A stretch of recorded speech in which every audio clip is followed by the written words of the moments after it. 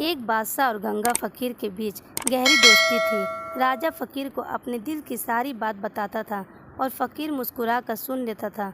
राजा को उसका साथ इतना पसंद आया कि वो उसका महल में व्यवस्था की गई। फकीर राजा के साथ महल में रहने लगे। समय बीतता गया और राजा के प्रति प्रेम बढ़ गया।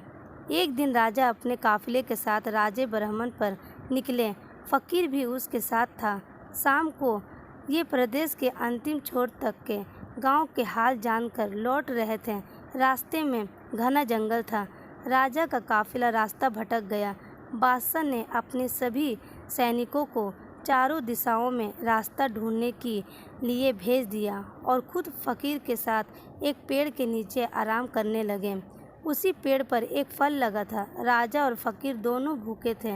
राजा पेड़ पर चढ़ गया और फल तोड़ लिया और उसे 6 टुकड़ों में काट दिए, 3 अपने लिए और फकीर के लिए।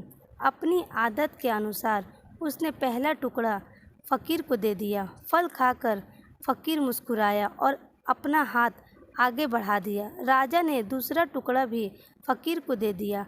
फल खाकर फकीर मुस्कुराया और फिर से अपना हाथ आगे बढ़ा दिया। राजा ने उसी तीसरा टुकड़ा भी दे दिया।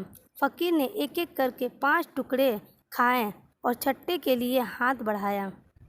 ये प्रेम ही है कि मैं तुम्हें अपने महल में अपने साथ रखता हूँ। प्रत्येक ये देखकर राजा को बहुत क्रोध आया। उसने कहा, ये मेरा है, मैं तुम्हें सुख सुविधाएं प्रदान करता हूँ, परंतु आज मुझे ज्ञात हुआ कि तुम्हें मुझे कोई प्रेम नहीं है। मैं भी भूखा हूँ, परंतु तुम इतना स्वार्थी हो कि सारे फल सेवम ही खा जाना चाहते हो। अपना असलियत जानो। आज से हमारी दोस्ती ख़त्म। अभी मेरी नज़रों से दूर हो जाओ। फकीर चला गया। फकीर के जाने के बाद राजा फल का आखिरी टुकड़ा खाने लगा, लेकिन जैसे ही उसने फल चबाया उसने फल थूक दिया। फल इतना कड़वा था कि उसे खाया नहीं जा सका। राजा को समझ आ गया कि फकीर सारे टुकड़े क्यों रखना चाहता है और उसका प्यार भी ये कितना गहरा था। उसने राजा की दी हुई हर चीज़ खुशी खुशी स्वीकार कर ली और हमेशा मुस्कुराता रहा।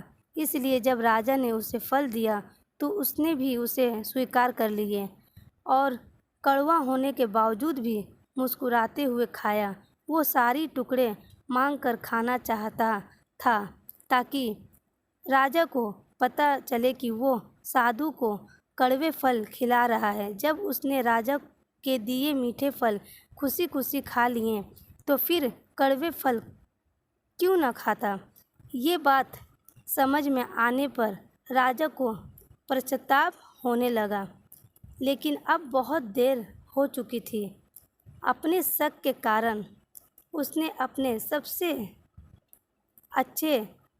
अच्छा दोस्त खो दिया था।